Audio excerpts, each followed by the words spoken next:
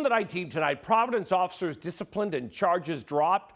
It follows this response to noise complaints at a 4th of July party that ended with several arrested and forcing the chief to do an about-face. The night team's Timmy Tope Atalaya is live in Providence with more on this change of heart. Timmy Tope? Dan, the City of Providence decided that the only ones receiving disciplinary actions will be their officers.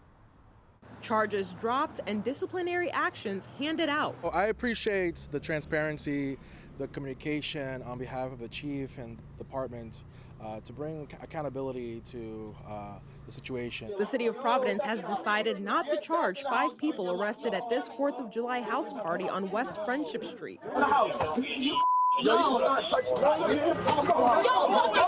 Providence police responded to noise complaints at the home, but the situation escalated.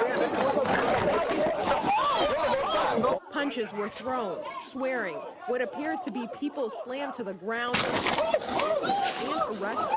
More than a week later, the police chief spoke. It was justified. There is some room for de-escalation. In any situation when an officer gives a lawful order, individuals are expected to comply. Just as much as I expect my officers to be professional and act in a constitutional manner.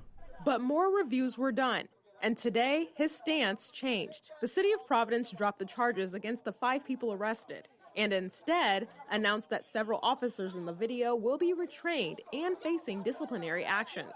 In a statement, Perez said, quote, "As chief, I want to be clear. Our officers are expected to de-escalate situations whenever possible and to represent this department with professionalism and respect in every public interaction." Know that they have a job to do and there is respect and support for the police department for the work they do. But when there are situations and incidents that come about, like the ones that we saw that night of the incident, we have to start questioning ourselves. What are we doing? And I hope that we can prevent more situations like these from happening.